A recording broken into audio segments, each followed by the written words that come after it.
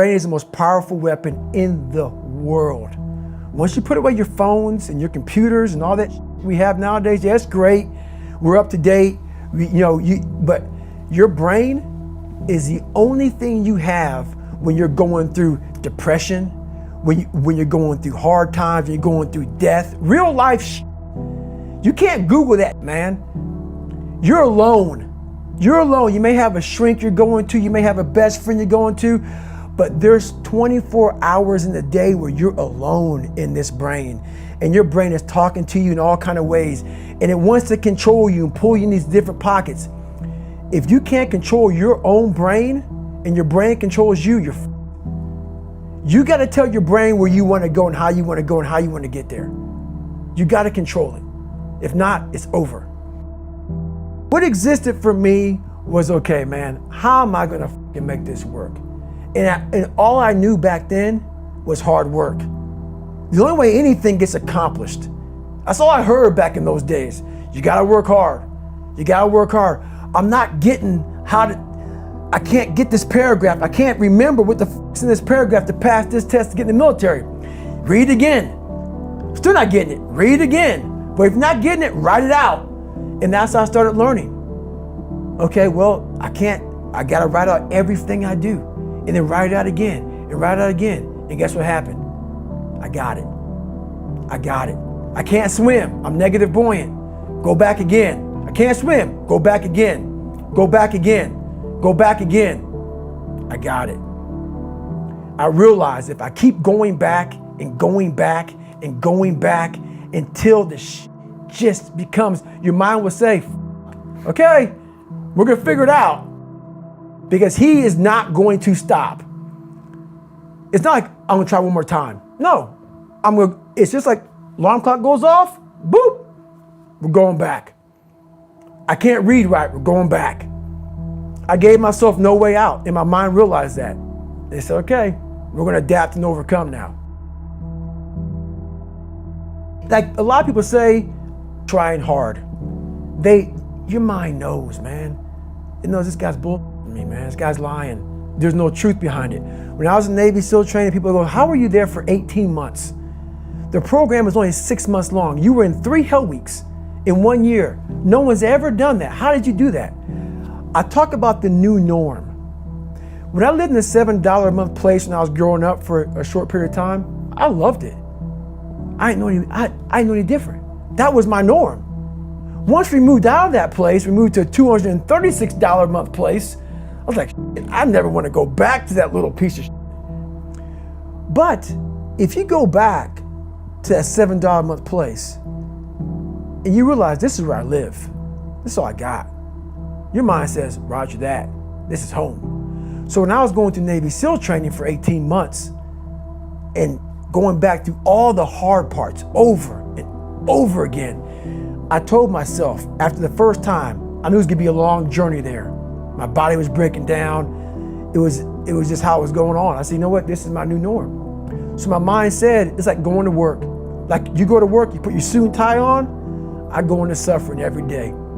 Every day, suffering, being broken, duct taping my feet up, stress fractures, shin splints, being broken. This is my new norm. And your mind says, if we're not broken, this ain't normal.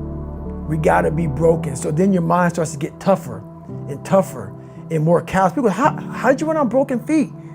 Broken shins. My mind knew this is how we operate. We're in Navy SEAL training. This is what we are. I became hell. And that became my new norm. I gave myself no way out. There was nothing outside these walls of hell. Nothing. I love God, but for a short period of time, I became the devil, because that was hell. I became the boss, the owner, the CEO of Navy SEAL training. That was my mindset. And that's how you get through things. You immerse yourself in wherever it is, and you become that. You become that and give yourself no way out. When I was 297 pounds and I was fat as hell trying to be a Navy SEAL, the scariest thing in the world to me, even to this day, was that could have been the rest of my life. I thought then I was trying hard. That's the scariest thing in the world. I thought then 297 pound, working for Ecolab, spraying for cockroaches, making $1,000 a month. I thought that was me at my 100% potential.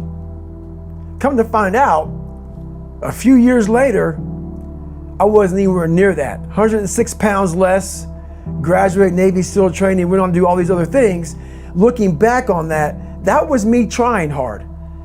That's why people gotta understand, what is in us, we have no idea until we start trying hard. And I mean really trying hard, where you're obsessed with, hey, this is my new norm. My new norm is that, wow, this isn't always fun. It's not always meant to be fun. And that's when you know you're trying hard. People hear my story and think this guy is sadistic. I realized how the brain works. I figured out how the brain works. I'm a scared kid, and that's what gives me so much power. I had no foundation, and I built this off of just researching the mind. The feeling you get is basically invincibility. You realize that you can't do it all the time.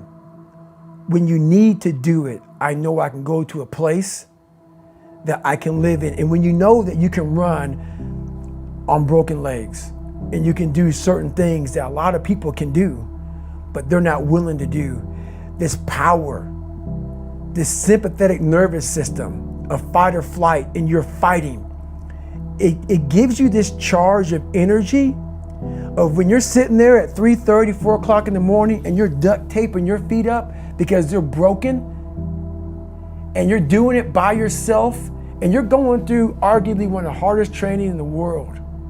And these guys, most of them are healthy, and you're going through it broken, and you're already at a disadvantage, but you're still there. You can feed into that and tap into that for a lot of power. But if you look at it, well, I'm broken, man. I'm not gonna make it. But if you look at it as, man, I'm broken and I'm still here. And I'm fighting, and I'm gonna find a way to get through this because I have no other place to go. It gives you a lot of power. When things start to suck really, really bad, my brain and a lot of people's brain, they don't go to your dad beating you up. Your brain says, we gotta get the out of here. This is miserable.